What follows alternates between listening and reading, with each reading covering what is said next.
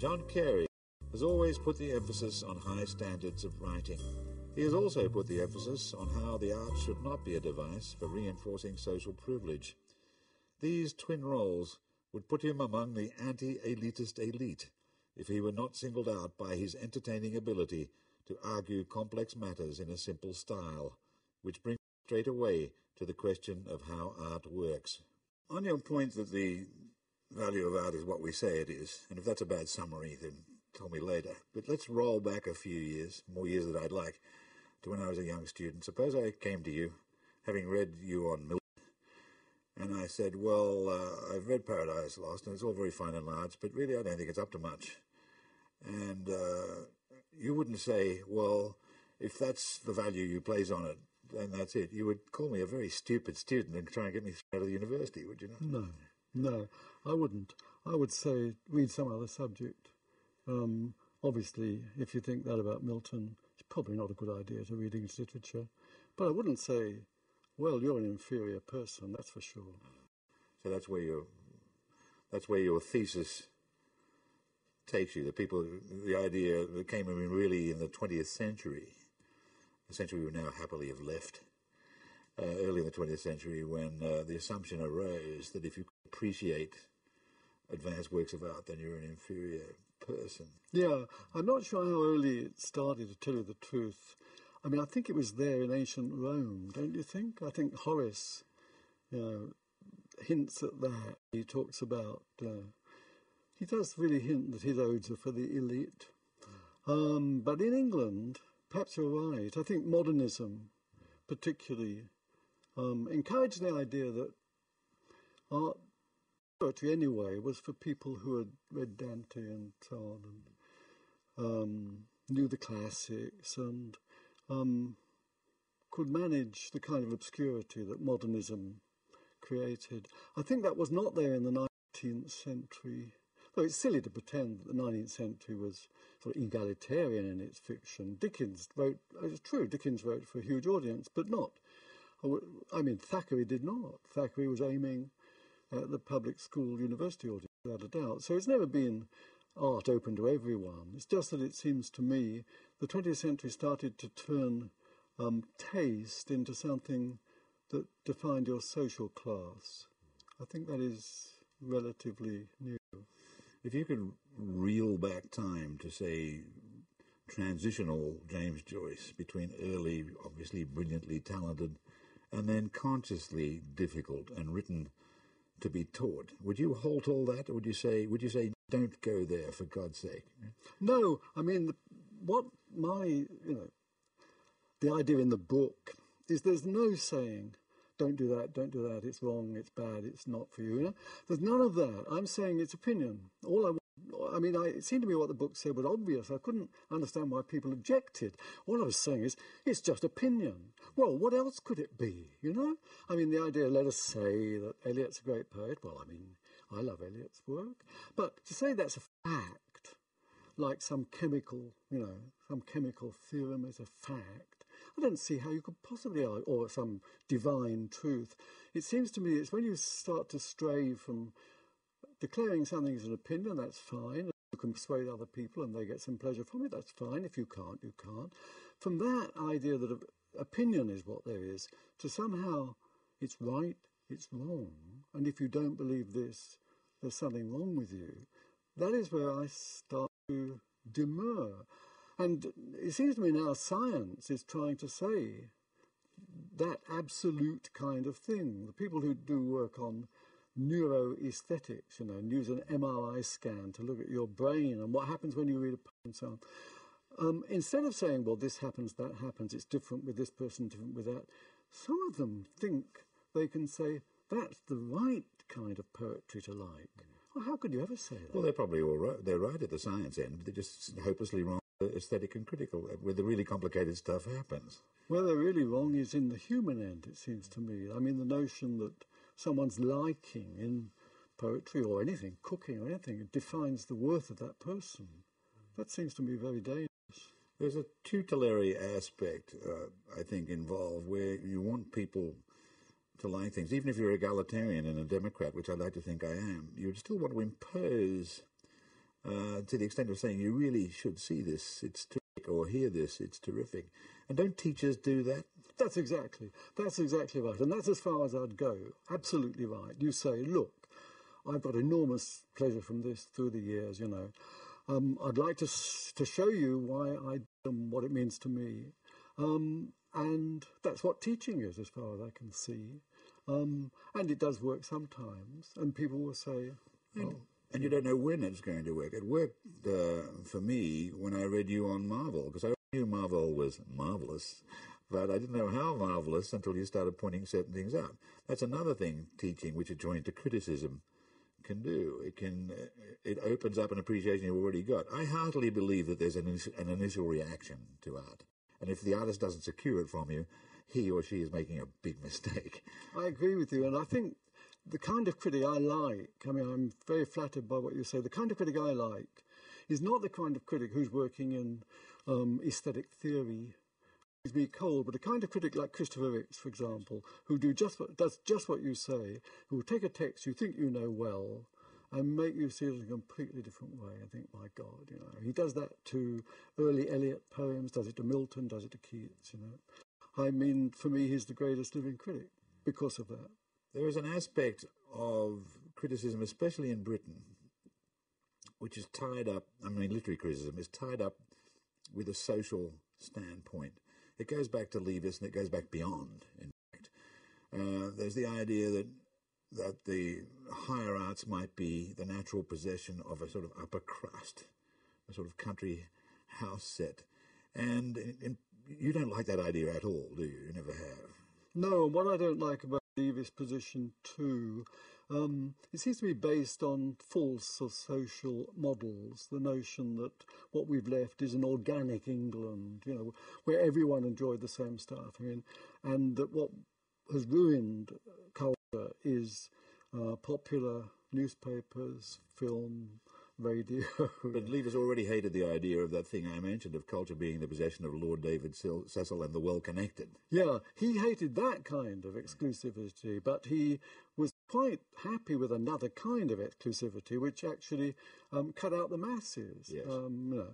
Minority culture. Was it all art in the early 20th century becoming self-conscious to the point of becoming of its own technique? So you've got writing for writers and music for musicians and painting for painters, which we'll get to in a minute. Was this all, which disguised as development, an actual cultural catastrophe?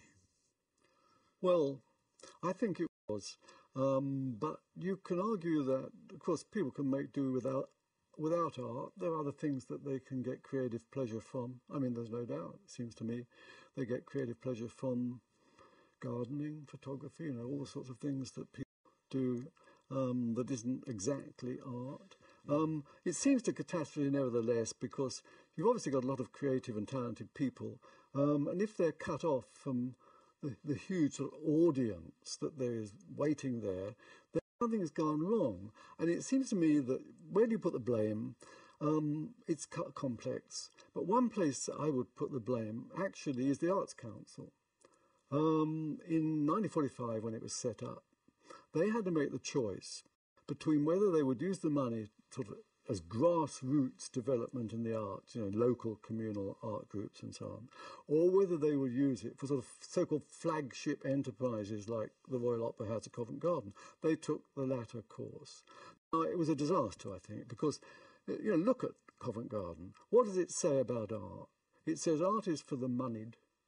Art is luxurious and splendid, and don't come in here if you're lower middle class. Yeah? I've seen you on this point, and I'd say you were half right, and now going on only a third right, because Covent Garden has made conscious attempts, especially lately, to spread it outside the house, in other words, to have the big screen, and the night of the cheap tickets, and so on. It's not that they aren't aware of the problem. It's just that it takes a lot of money to run. It takes a lot of money to run opera anyway. I mean, you could say that more people have seen opera in the late 20th century since television, surely, than ever saw it in England before. Same with drama, actually, Shakespeare and so Certainly my mother never saw a Shakespeare play except on television. But one of the reasons they've seen these things was that the great and good who were, especially post-war, were running communications, radio and newspapers and eventually television, valued these things. True. And thought people should have them. This is sometimes called patronage or patronizing in the worst sense, but it's also patronage in the best sense. It's tutelary, but it's also it's genuinely benevolent. And in many ways, the old upper class went out with a flourish because it was some of the best representatives who did these things. Yeah, it's quite true. Common people. It's quite true. The only thing I regret, I mean, what we're talking about is consuming art, isn't it? What we're talking about is watching and listening. And it seems to me that the decision the Arts Council took way back in 1945, what it cut out was people doing art. I mean, people were doing art before television, early radio years. Look, people were creating art, without a doubt, playing music and so on. And suddenly, when I was doing the book, I started looking to what was done with art in prisons now. Yeah. Okay, very interesting chapter. Really interesting. That what actually seems to help is when people are taught to paint, draw, and so on, to do art, not to listen. But it helps them. It helps the actual person. Exactly. And furthermore, they find when they get out into the community, no one's interested because no one any longer is going to supply materials, supply tuition, supply interest. And if the Arts Council had taken the other course and opened local art workshops and so on, that might not be so. Doing art, it seems to me again and again when I read memoirs and stories of artists, that is what really changes your life. I was in Jerusalem once and I'd just been to a fabulous concert. It was a Mahler concert. And I asked a friend afterwards, why are there so many Jewish musicians? Are Jews unusually musically talented? It's not a bad question because the fact is true. And he said, no, it's because the children are unusually obedient. Parents tell them to learn an instrument, and you actually can't learn an instrument very well unless you're more than a prodigy, a genius. You won't learn an instrument unless you're made to, or made to do the hard work. There's something to it, isn't there? Yeah, it's right. And one of the things that troubles me too is that even supposing you're going to be obedient and you want to learn an instrument if you're a kid, it's terribly expensive. Want to learn the cello, for example. Yeah. Even a cello bow. Yes. That's worth having costs thousands of pounds. I mean, so it seems to me, again, going back to the Arts Council thing, wouldn't it be great if every child had a chance, just one chance, to play every instrument, or anyway, to play a woodwind instrument, play a string instrument, just to see if they had any talent for it, see if they caught on, and think if that happened, how many lives you'd change. But there's such a thing as putting out that kind of expenditure to keep an art like that going. Well, yeah, you don't actually have to use public money for it. When the Arts Council was set up, the argument used was that public money must be put into the arts because in the post-war period, you wouldn't have any rich people. There'd been rich patrons in the 19th century, but of course in the socialist post-war England, there wouldn't be any rich people. Well, there were rich people around. Look at the Sunday Times rich list. And if they like opera, let them pay for opera. One of the points you make in what use of the arts is before the Arts Council. Arts Council in 1945, right? It comes out of the war. A lot of things come out of the war. Yeah. The war's a very, very important time. And some of the younger writers since, I still think of David Hare and Ian McEwan as younger writers. It shows how old I am. They took exception to the idea that Britain had actually achieved some kind of social solidarity during World War II. They said the old brigade was still well in control and suppressing the lower classes. I think you gave some ammunition to that view in your book, where you said that those in charge of preserving the higher arts, and especially the paintings, were more interested in preserving the pictures than they were in preserving people. Is it quite fair? Well, it's been attacked a lot, I know. The point I was trying to make really was that if you were, I don't know, a Martian, imagine coming from some other planet to Earth in the Second World War and saying, what do they really want to protect? What do they really want to protect, these human beings? Well, they want to protect these pieces of canvas with pigment on. Clearly they're gods. They're gods. And they're putting them deep in salt mines, slate quarries. Whereas the other humanoids Well, they kill them by thousands. They're not very. Well, my answer to that was yes. What does a Martian know? Because there are other considerations. I think you're not particularly fond of the Kenneth Clark type attitude to the arts, but he was actually a representative of a fairly benevolent movement in the idea that even a series like Civilization, even its most apparently polarizing, was actually designed to spread the word. Yeah. To say, look, Botticelli is really quite good. And for a lot of people watching, that would be their first Botticelli. During the war, it was people like Clark who were deciding which pictures should go off to the safety of the salt mines, as you put it. It's a lot easier to do with pictures than with people. And the important point is that the people who sent the pictures off for safety stayed in London. Supremely, you couldn't keep Churchill off the roof of 10 Downing Street. He didn't want to go down to the shore. And the royal family stayed there. So the idea that the upper class was actually preserving itself along with the pictures won't wash. And also there's the question of sending the children into, it wasn't called exile, what was it called? Evacuation. Evacuation. Yeah. Well, the impulse of that was obviously to do what you could. I'd simply tease open the position that you're taking, because you do make a fairly drastic comparison. You say, although on a different scale, it reminds you of the Nazis putting the music of Schubert, say, played by a quintet in Auschwitz, ahead of actually doing the playing, who would eventually be gassed and so on. It's a pretty drastic comparison. And I know it is. I think it comes... Drastic and maybe unwise, but I mean, I've been reading a book by David Kynaston, who's just written a big book, the first of a series of books on just this very period. It's Britain 1945 to 51. It's very good. It's called Austerity Britain. One thing I came across there was about the start of the National Trust, okay? A National Trust was set up by old Etonians in order to keep these big houses going and let them open to the public, a few times a week or a few times a year. A few times a year, yes. And at an early meeting of the National Trust, he quotes it in this book. One of the founder members says, "Well, we can't let the public in because they smell." There was silence in the room. Well, that was a hearty belief of people like Virginia Woolf and Harold Nicholson. I think Virginia Woolf used to call the lower orders the bedient for some reason. The idea was they weren't really up to it.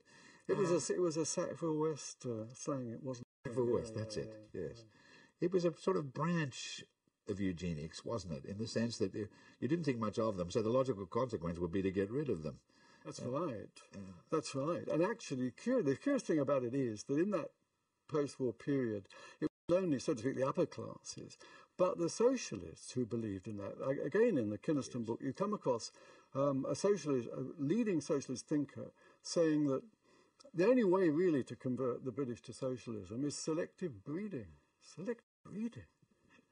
When we just defeated the Nazis. The greatest philosopher Australia ever had, who I listened to in Sydney University in the late 50s, John Anderson, a Scot, would simply say that art depends on privilege, and that's that. Yeah. And freedom must defend privilege. And I've never quite got this out of my head, because there's always a sneaking suspicion that it might be true. And if you're out there watching the general public in action, it's very, very easy to think that that art is in danger. Well, you see, when you say it might be true, I mean, that's why I came to the conclusion I come to in the book, because if you say art is, Botticelli and so on, and then you can say it depends on privilege, it sounds quite plausible and might be true, as it were. But, of course, if art is, as it were, gardening or playing football even, if art is what you call art, what you happen to call art, which is what I believe, there's no way of proving it's anything else. No, I believe it too. Then it doesn't depend on privilege. I think all creativity, people do. I think all creativity comes from the one impulse. Absolutely. It's probably appreciated through the one impulse. Absolutely. And the notion that art is something that is useless, essentially useless, like fine art, it seems, when you look back, very, very modern and singular. I mean, most human societies regarded art as something that was useful, that you painted pots, you painted canoes and so on. It had some kind of protective quality, but it was, or you tattooed your skin, which is in Inuit art, that is the main form, is skin tattoos. The idea that it's something that you hide away in caves, protect and don't use. Because a lot of stuff from hidden away in the cave was created as useful art in the Quattrocento and Cinquecento as religious altarpieces. I had a use then. Quite so. Yeah, I use it. Yeah. The use has changed, but we still think it's great art mainly because of the work that went into it, and the work was by talented people. There are probably painters who worked as hard as Michelangelo but they weren't Michelangelo. So it can't be just the work. On the other hand, when you think of the Sistine ceiling, it doesn't necessarily lose value just because the Japanese do the cleaning. They spend far too much time photographing it, because the Japanese buy too many Van Gogh. One Japanese billionaire actually bought a Van Gogh and wanted to be buried with it. You know? and he said in Japanese, "Why not? It's mine." Very hard to answer. It's a good point, actually, because it seems to me that the cult of fine art, has a lot to do with claiming a kind of surrogate spirituality. You know, if you buy, I don't know, Van Gogh, you buy into a kind of religiosity, actually. Just as, for example, a painted Mona Lisa is a kind of shrine. You go and, but what if you really? I follow the argument and I endorse it. But what if you really feel? So you really can have a religious or a quasi-religious experience in front of a great work of art. For most of it, it's spiritual as things are to get. Yeah, I agree. And I tried in the book to. I got a lot from that book by Margarita Lasky called Ecstasy, because, what she argues is indeed your point, that great art, what we call great art, gives you an experience which is very close to religious ecstasy, and that's why people use the same terms, rapture and so on. She says, however, it's also very close to what you get from drugs. She uses Aldous Huxley in The Doors of Perception to describe what happened when he first took mescaline. He said it was just what the medieval mystics spent months and months of starvation and self-flagellation to get to. He took mescaline and there he was. And she says it's very likely, why not? Okay, it's very likely true, and it's what a great work of art gives some people who love great works of art. But so what? It doesn't do anyone, so to speak, any good. The claim that art improves you, which is the thing I'm trying to contend in the book, the claim that art improves you, makes you a better person, isn't that borne out by saying, well, it makes me feel beautiful? No, it does make you a different person, though. I'd like to think that I was... Well, that may be right. But Pierre Bourdieu, for example, would say it makes you a different person in that you despise other people more, who don't feel what you feel. One of the many people I rose to my feet and cheered in your book was this very idea that about conceptual art and all the stuff that appears at first glance to be nothing except a momentary impulse. You do leave the door open for condemning it by saying it's actually been created for a special new elite which believes itself to be in the know about avant-garde. In other words, it's another avant-garde. Yeah. What I have against it, but you just said that, use that phrase, widening your horizons, which is one that I very much sympathise with. That seems to me point of living, really. Yes. And it doesn't seem to me that conceptual art does that. It seems to be bogus in that when you actually ask what are the concepts that it's opening up, you get very vague answers. You get answers that are really like little sound bites. So exploring the nature of light. That's a bad word, exploring, isn't it? Exploring goes there all the time. Exploring is there all the time. And the notion of exploring anything, well, it's hard work, of course. I went to a show in Liverpool, the Biennale, where there was a huge maze made of cotton waste. And this was said to explore the nature of slavery. Well, if you read a couple of pages about slavery on Wikipedia, it'll tell you a hell of a lot more than a maze made of cotton waste. One wonders whether Wilberforce would have been impressed. It's very hard to tell what people in the automatic condition of privilege of being a citizen of a liberal democracy should or should not do. Do you want people to be appreciative of the arts? Or do you want them to want what they want? But sometimes what they want scares you to death. And it gets into the newspapers. See, I don't like Tracy Emin's bed very much, and I wouldn't want to live with it, but it's explained to me that you're not supposed to live with it. It exists in order for Charles Saatchi to exhibit it in his house, and it's an expression and it's valuable, but when you add up all the footage, the coverage that the thing has got, it seems to me a monstrous diversion of attention. Yeah, it seems the same to me. It is. It's clearly an example of the new elitism in art. And I think that, one of the reasons I came to the conclusion I come to in the book that art is what you think it is. If you think it's art for you, just for you maybe, was to try and square with myself my feelings about someone like Emin, and looking at the reception she got. To me, she means absolutely nothing. Well, there was the box of shit, wasn't there? Or was it a bucket of shit? It was only a little. They were cans. They were cans of shit. Yeah. Well, yeah. Really not hard to do. Hard to do. But on the other hand, hard to think of as a concept. Yeah. You and I wouldn't have thought hard of to think of and easy to forget in a couple of minutes. I mean, exactly. Yeah. But bought by the Tate and still there. Yeah. We'll talk about him next time. We'll talk about everything next time. When should we do this again? It was ideal. Thank you very much, John Carey. Thank you.